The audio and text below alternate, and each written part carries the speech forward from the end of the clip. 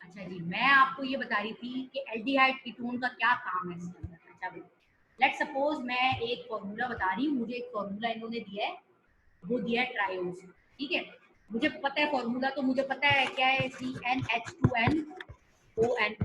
3 sugar हैं तो ये 3 हो गए, 2 3 6 और 4 3, ठीक है, फॉर्मूला ये बन गया। ठीक है भाई, अब मैं इसको फॉर्मूले को स्ट्रक्चर में लिख लूँ। अब मैं दो तरीके से स्ट्रक्चर में इसको लिख सकती हूँ, ठीक है। एक तो मैं ये लिख सकती हूँ भाई 1 2 3 कार्बन, एक जगह पे मैंने आपको एल्डिहाइड ग्रुप लगा, ठीक है, क्या लगा दिया, एल्डिहाइड।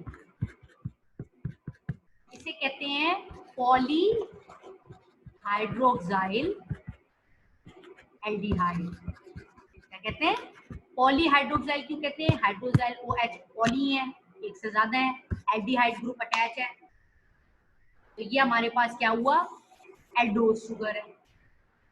जबकि अगर मैं कीटोन की बात करूं तो यही 3 है, तो मैंने ये लिखा, मैंने यहाँ पर, आपको पता है कीटोन का क्या होता है, C डबल बॉन्ड O, ठीक है, यहाँ पर मैंने लगा दिया पूरी की। ये क्या है, ये भाई हमारे पास कीटोन्स, ठीक। तो अगर कीटोन ग्रुप लगाते हैं तो उसे हम कहते हैं कीटोसिस, और अगर आप एल्डिहाइड लगाते हैं तो उसे आप कहते हैं एल्डोसिस। ये पॉलीहाइड्रोक्साइल एल्डिहाइड है, तो ये पॉलीहाइड्रोक्साइल कीटोन है।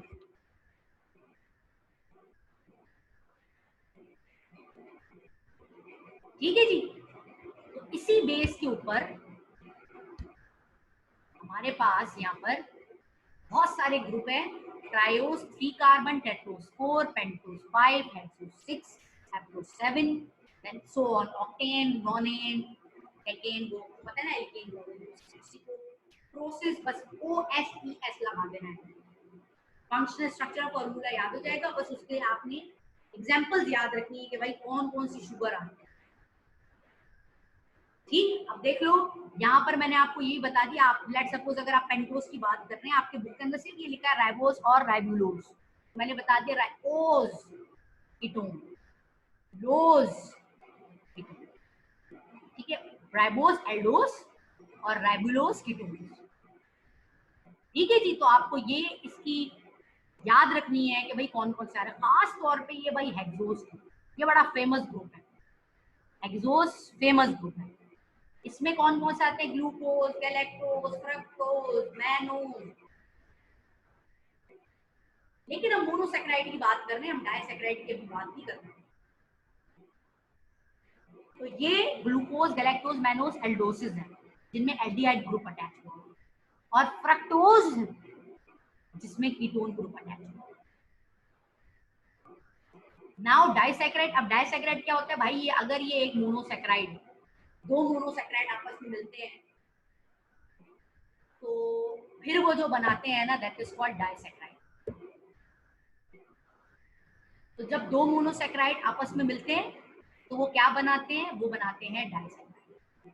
ग्लूकोज, फ्रक्टोज, ये फॉर्मूला याद रखना है, GFS, GGL, GGM, ठीक। ग्लूकोज फ्रक्टोज बना रहे सक्रोज, ग्लूकोज गैलेक्टोज बना रहे लैक्टोज, ग्लूकोज ग्लूकोज मेल्टोज, डाइसेक्राइड है ना। डाइसेक्राइड में जब दो मोनोसेक्राइड आपस में मिलेंगे, दो मोनोमर आपस में मिलेंगे तो वो बनाएंगे पॉलीमर। तो यहाँ पर पॉलीमर किसका बना है, डाइसेक्राइड का। Sucrose sugar cane, cane sugar, sugar cane होती है ना, गन्ना, उसकी जो मिठास होती है दैट इज सक्रोज। अब भले उसको आप गुड़ में कन्वर्ट करें या आप उसको लिक्विड इनटेक करें, sucrose. Brown sugar sucrose, powdered brown sugar sucrose, white sugar is also sucrose. आपको पता है गन्ने में से ये चीनी भी निकलती है, लैक्टोज मिल्क शुगर को कहते हैं। तो ये मिल्क शुगर है ना, आपके मिल्क बगैर उसका आप उसको इनटेक करें, मिल्क बगैर चीनी डाले तो वो उसमें अंदर भी मिठास है, that is a lactose. Lactose is the milk sugar. अच्छा, बहुत सारे अच्छा, लैक्टोज की ना बड़ी प्रॉब्लम होती है, क्योंकि लैक्टोज एक बेसिकली हमारे पास is a type of disaccharide. तो लैक्टोज मिल्क शुगर है। अब ये काफी लोगों को ना मिल्क डाइजेस्ट नहीं होता। उन उन लोगों को, आपको पता है लैक्टोज है तो इसका एंजाइम भी होगा लैक्टेज, है ना भाई। इसका मतलब ये सिंपल लैक्टोज को ग्लूकोज में कन्वर्ट कर देंगे। अगर इसको कोई एंजाइम ब्रेक डाउन करेगा तो वो इसके अपने मोनोसैकेराइड्स में कन्वर्ट करेगा। तो बहुत सारे लोगों को ये इनटेक नहीं कर सकते, यानी कि खाते हैं तो डाइजेस्ट नहीं होता है, फूड पॉइजनिंग हो जाती है, डाइजेस्ट ट्रैक खराब हो जाता है। उन लोगों को कहते हैं lactose intolerance, means inability to digest a sugar. और कौन सी शुगर? Milk sugar. अब चाहे वो मिल्क कर्ड की फॉर्म में ले, मिल्क चीज की फॉर्म में ले, अल्टरनेट फॉर्म में ले, उनको डाइजेस्ट नहीं होगा, उल्टी आएगी, डिहाइड्रेशन होगी, फूड पॉइजनिंग हो जाएगी। ठीक, तो लैक्टोज को कौन सा एंजाइम कर रहा था? Lactase. Then last one is maltose. जब ग्लूकोज ग्लूकोज आपस में कंबाइन होते हैं तो वो मेल्टोज। भाई अभी मुझे ये बताने की आपको जरूरत नहीं है कि जब भी कंडेंसेशन होती है तो वाटर का मॉलिक्यूल रिलीज होता है। तो जब ये दो मिलेंगे तो इसके साथ वाटर का मॉलिक्यूल रिलीज करेगा। ग्लूकोज का लैक्टोज मिलेंगे तो लैक्टोज के साथ वाटर का मॉलिक्यूल रिलीज करेगा। ग्लूकोज ग्लूकोज मिलेंगे तो मेल्टोज के साथ वाटर का मॉलिक्यूल रिलीज करेगा। हमें पता है कंडेंसेशन में वाटर का मॉलिक्यूल रिलीज होता है। अच्छा, मेल्टोज जो है ना वो बड़ी क्या कह सकते हैं उसे आप, इतनी ज्यादा नेचुरली मौजूद नहीं है मेल्टोज। ये खास तौर पे यूज की जाती है जब आप किसी भी फर्मेंटेशन के प्रोसेस से अल्कोहल बनाते हैं, बियर बनाते हैं, चीज बनाते हैं, तो ये शुगर तब यूज होती है, इतनी ज्यादा ये यूज नहीं होती। ठीक है, और मेल्टोज तब भी रिलीज होता है जब स्टार्च, जो अब मैं आगे आपको बताऊंगी कि starch is a form of carbohydrate oligosaccharides में जो आता है। तो जब ये ब्रेक डाउन होगा, क्योंकि पॉलीमर है ना तो चेंज होगा, तो ये भी हमारे पास कन्वर्ट होगा मेल्टोज में। मैं आपको मेल्टोज में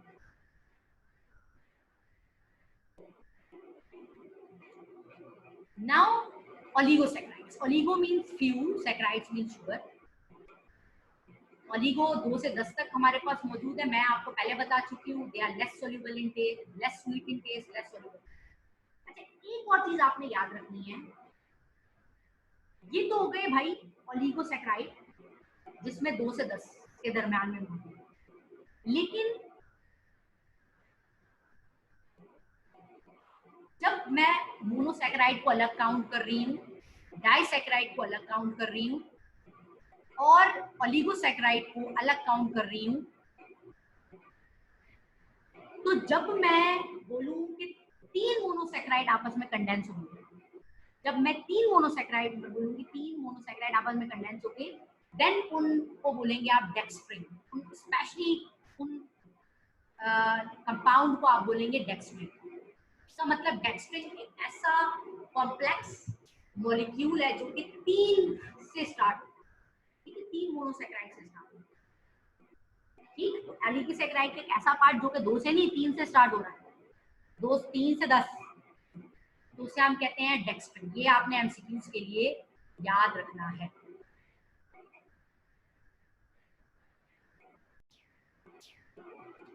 अब आ जाते हैं large and last class of carbohydrate, that is polysaccharide. Poly means many, saccharides means sugar. और पॉलीसैकेराइड्स को आप पॉलीमेरिक कार्बोहाइड्रेट भी कहते हैं। पॉलीमेरिक का मतलब है बहुत सारे भाई इसमें मोनोसैकेराइड्स या मोनोमर अटैच होते हैं, तो उसको वो highly molecular weight type structure बना देते हैं। और आपको ये बात पता होनी चाहिए कि जब दो, जैसे मैंने बताया था ना, प्रोटीन अमाइनो एसिड के बीच में जो बॉन्ड होता है आप उसे कहते हैं पेप्टाइड बॉन्ड। कार्बोहाइड्रेट के बीच में जो बॉन्ड होता है आप उस बॉन्ड को कहते हैं ग्लाइकोसाइडिक बॉन्ड। मैंने ये बात बोली है, अमाइनो एसिड जब आपस में कंडेंस होता है तो वो मिलके बनता है, और वो मिलके ज्वाइन होता है पेप्टाइड बॉन्ड से। जबकि एक ग्लूकोज दूसरे ग्लूकोज या एक मोनोसैकेराइड दूसरे मोनोसैकेराइड से ज्वाइन होता है तो वो बनाता है ग्लाइकोसाइडिक बॉन्ड। ठीक है, तो पेप्टाइड बॉन्ड होता है प्रोटीन में, जबकि ग्लाइकोसाइडिक बॉन्ड होता है कार्बोहाइड्रेट। ठीक है, एक तो बॉन्ड का बताना है, इसका मतलब बॉन्ड से मिलके ये एक बड़ा highly molecular complex polymeric carbohydrate बनने जा रहा है, तभी आपने बोल दिया इसे भाई पॉलीसेकेराइड। अगर वो सेम यूनिट से मिलके बना होगा तो उसे आप कहेंगे होमोजीनियस, वही क्वाटरनरी वाला इसका हिसाब है। अगर ये डिसिमिलर उससे मिलके बना होगा, यूनिट से मिलके बनेगा, तो आप इसे कहेंगे हेट्रोजीनियस।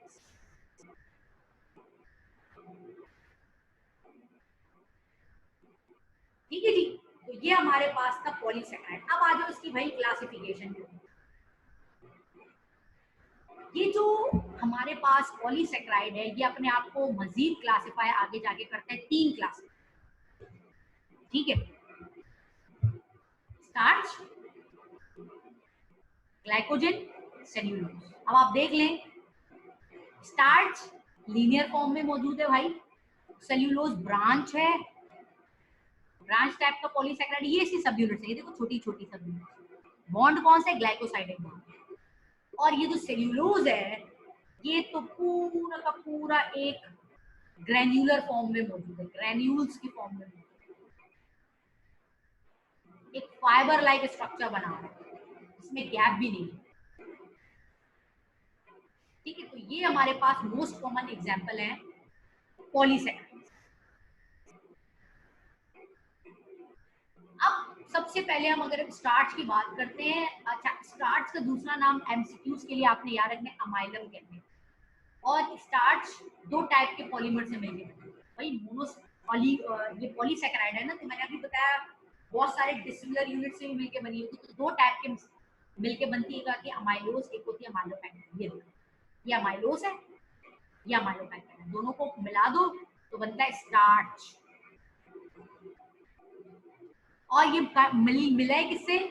ये मिल के किससे बना है भाई? मैंने पहले बताया, इनके दरमियान में जो बॉन्ड है, कार्बोहाइड्रेट के जो दरमियान में बॉन्ड है, इसको ग्लाइकोसाइडिक बॉन्ड, ये एमसीक्यूज के लिए याद रखना है आपने।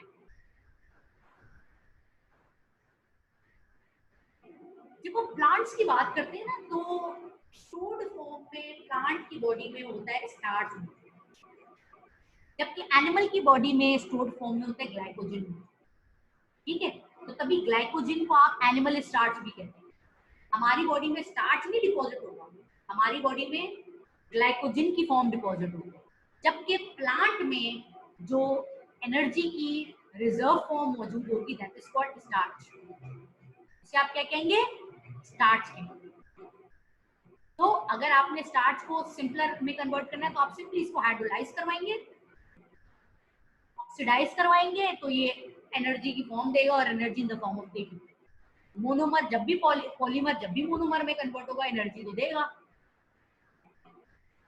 दूसरा हमारे पास है सेल्यूलोज। बेसिकली सेल्यूलोज जो है वो एक ऐसा पॉलीमर है, ऐसा पॉलीसेकेराइड है, जो कि प्लांट में मौजूद बहुत ज्यादा अबंडेंटली प्लांट में मौजूद है, यानी कि प्लांट की बॉडी इसको खुद ब खुद सिंथेसाइज कर रही है। अगर अगर सेकेराइड्स अपने आप को ब्रांच फॉर्म में कन्वर्ट करते हैं, जो मैं आपको दिखा चुकी हूँ, तो वो हमारे पास बनाता है सेल्यूलोज की फॉर्म। तो जब बहुत सारी सेल्यूलोज की फॉर्म, बहुत सारे बंडल एक दूसरे के साथ मिलते हैं, तो बनाते हैं माइक्रोफिब्रिल। ठीक है, जैसे हमारी बॉडी में होता है ना स्केलेटल मसल, वैसे यहाँ पे ये क्या बना रहा होता है, यहाँ पे जब बहुत सारे ये सेल्यूलोज के मॉलिक्यूल एक दूसरे के साथ मिलते हैं, ये सॉरी सेल्यूलोज के मॉलिक्यूल एक दूसरे के साथ मिलते हैं, तो हमारे पास बनाता है मायोफिब्रिल। और इनके दरमियान में जो बॉन्ड है, ये इन दरमियान में बॉन्ड, इनको कहते हैं हाइड्रोजन। ये आपस में तो ग्लाइकोसाइडिक बॉन्ड से जुड़े, लेकिन इन चेन के दरमियान में जो बॉन्ड है, जो इनको ये वाला bond, that is called hydrogen. ठीक है जी, तो और आपको पता है सेल्यूलोज एक ऐसा कंपाउंड है जो कि सेल वॉल के अंदर मेन उसमें मौजूद है, यानी कि कार्बोहाइड्रेट कहीं ना कहीं स्ट्रक्चर में भी पार्टिसिपेट कर रहा है। भाई सेल्यूलोज भी तो कार्बोहाइड्रेट की फॉर्म है ना, स्ट्रक्चर में भी पार्टिसिपेट कर रहा है, इसका मतलब प्रोटेक्शन में इन्वॉल्व हो रहा है, सपोर्ट में इन्वॉल्व हो रहा है, बिल्डिंग ब्लॉक है, राइट। देखिए सब एक दूसरे से इंटरकनेक्टेड चीजें होती है, स्ट्रक्चर फंक्शन सब एक दूसरे से इंटरकनेक्टेड। देन ग्लाइकोजन, जिसको हम कहते हैं एनिमल स्टार्च। पहली चीज ये याद रखना है, एमसीक्यूज आ सकते हैं, which one of the following polysaccharide is called animal starch. Starch, glucose, cellulose, glycogen, आपने लगाने गया एनिमल स्टार्च क्यों? क्योंकि स्टार्च का मतलब है रिजर्व फॉर्म में मौजूद है, तो ग्लाइकोजन यहाँ पे हमारे पास रिजर्व फॉर्म में मौजूद है। जब भी हमें जरूरत पड़ती है, आप ग्लाइकोजन को तोड़ो तो वो क्या करता है, ग्लूकोज को रिलीज करता है ना। और ग्लाइकोजन को कौन सा हार्मोन कर रहा होता है रेगुलेट? ग्लूकागोन। दो हार्मोन थे, इंसुलिन एंड ग्लूकागोन। इंसुलिन का काम ग्लाइकोजन बनाना, ग्लूकागोन का काम ग्लाइकोजन को तोड़ना। तो जब ये ग्लाइकोजन टूटता है तो एनर्जी मिलती है in the form of ATP.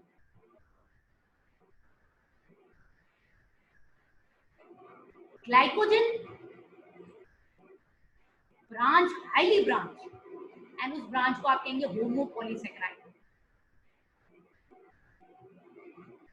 अच्छा, एक और चीज आपने याद रखनी है, वो ये याद रखनी है कि ये है अल्फा डी ग्लूकोज और ये है डी ग्लूकोज। अब ये अल्फा डी ग्लूकोज का क्या मतलब है और ये alpha beta gamma D glucose का क्या मतलब है, आपने ये चीज केमिस्ट्री के अंदर भी पढ़ी है।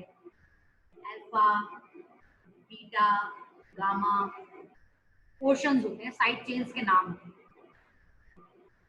ठीक है। अल्फा ग्लूकोज का मतलब ये एक तो भाई आपको पता है रिंग शेप की बात कर रही हूँ मैं, ये जो OH ग्रुप है वो कार्बन नंबर 6 पे मौजूद है, that is called alpha glucose. अगर जो हमारे पास OH था, क्योंकि OH तो अटैच है ना, क्योंकि ये पॉलीहाइड्रोक्साइड है, अगर ये कार्बन नंबर 6 पे अटैच है तो आप इसे कहेंगे अल्फा ग्लूकोज।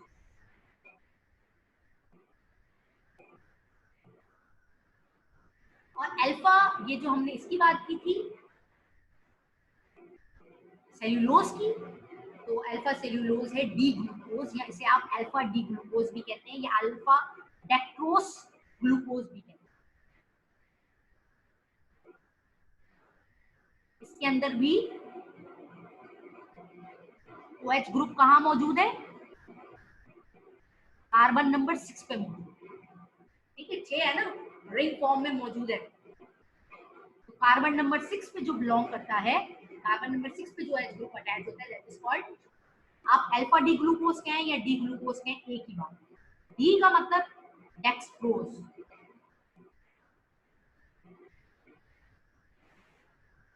नाउ कार्बोहाइड्रेट का फंक्शन, भाई पहले तो मैं आपको बता चुकी हूँ कि कार्बोहाइड्रेट का पहला और मेन इंपॉर्टेंट फंक्शन एनर्जी की सोर्स है भाई, energy source. Starch in plant and glycogen in animal.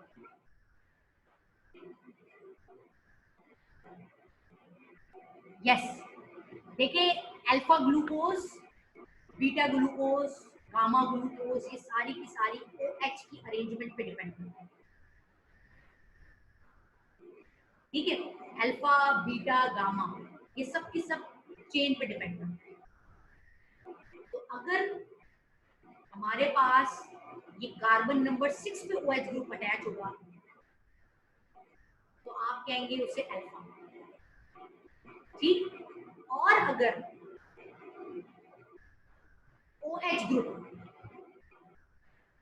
आपके कार्बन नंबर आप कहेंगे 5 पे लगेगा तो आप इसे कहेंगे बीटा, ठीक है। तो कार्बन की जो चेन होती है ना, उसके ऊपर डिपेंड करता है OH का लगना। आपको पता है, अगर मैं कार्बन की एक चेन की बात करूंगी, लेट सपोज मैं आपके सामने एक इसको दिखाने की, लेट सपोज मैं एक आपके सामने यहाँ पर कार्बन मैंने बनाया है, एक मैंने ग्लूकोज का मॉलिक्यूल बनाया है, C अटैच है, 1 2 3 4 5 6, ठीक है।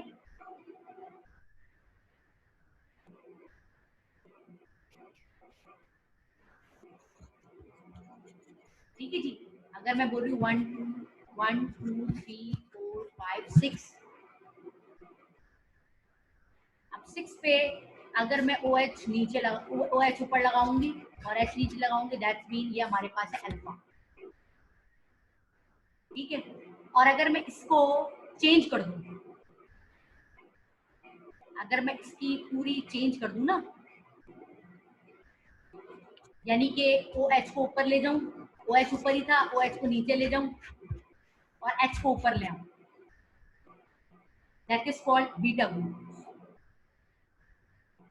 ये मैं आपको भी दिखाती भी हूँ डायग्राम में। ये हमारे पास है अल्फा ग्लूकोज, ये हमारे पास है बीटा ग्लूकोज। ठीक है, 1 2 3 4 5, यहाँ 6 ऊपर लगाया हुआ है। ठीक है जी, 1 2 3 4 5 और ये 6 कार्बन ऊपर है।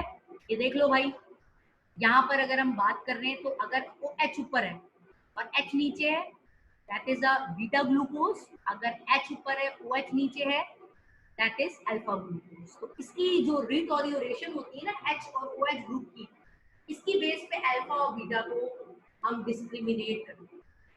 ठीक है, और ये देख लें भाई, ये जो हमारे पास कार्बन नंबर 6 पे उसके पास OH ग्रुप तो ऑलरेडी अटैच है, क्योंकि ये एल्डोज है ना। ठीक है, तो आपको पता है जब एल्डिहाइड होता है तो ऑक्सीजन और हाइड्रोजन दोनों में अटैच होता है, तो यहाँ पर भी हमारे पास ये इसकी बेस पे हम इसको कहते हैं डी ग्लूकोज है। इसको भी कहेंगे डी ग्लूकोज, इसको भी कहेंगे डी ग्लूकोज। डी ग्लूकोज का मतलब ये है कि कार्बन नंबर 6 पे OH ग्रुप अटैच। ठीक है, अल्फा बीटा कब कहेंगे? अल्फा तब कहेंगे जब हमारे पास H ऊपर होगा, OH नीचे होगा, और जब इसको उलट दें तो उसे कहेंगे बीटा, OH ऊपर H नीचे। ठीक, इस बेस पे हम इसको अल्फा और बीटे को डिस्क्रिमिनेट करते हैं।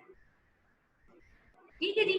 अच्छा, उसके अलावा मैंने आपको ये पहले भी बात बताया था कि भाई सेल्यूलोज एक इम्पॉर्टेंट कंपोनेंट है प्लांट सेल वॉल की कंस्ट्रक्शन के अंदर।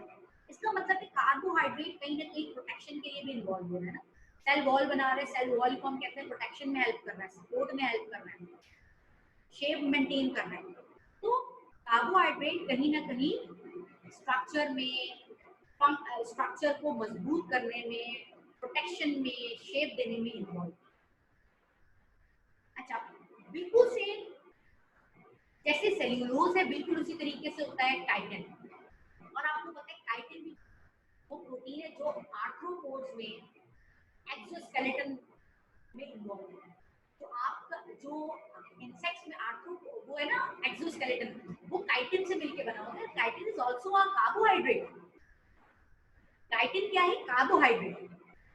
कार्बोहाइड्रेट की फॉर्म है कौन सी? पॉलीसेकेराइड। बिल्कुल उसी तरीके से जैसे सेल्यूलोज है, सेल्यूलोज की तरह ही बिल्कुल ब्रांच फॉर्म में मौजूद है, जैसे ये मौजूद है, ये फाइबर लाइक स्ट्रक्चर मौजूद है, इसी तरीके से काइटिन भी मौजूद है। तो ये क्या कर रहा है? डायरेक्टली और इनडायरेक्टली सपोर्ट में इन्वॉल्व हो रहा है, प्रोटेक्शन में इन्वॉल्व। तो प्लांट, जब हम इसकी कार्बोहाइड्रेट्स की बात करते हैं तो प्लांट में तो स्टार्ट की फॉर्म में रिजर्व फूड है हमारी, उसमें ग्लाइकोजन की फॉर्म में। तो कौन कर रहा होता है? इंसुलिन कर रहा होता है। और जब at the time of need तो ग्लाइकोजन को कन्वर्ट करके ग्लूकोज में और हमें इंस्टेंट एनर्जी प्रोवाइड कर देता है। ठीक है, तो कार्बोहाइड्रेट का सबसे इंपॉर्टेंट जो फंक्शन है वो as a energy source, it is act as a source of energy.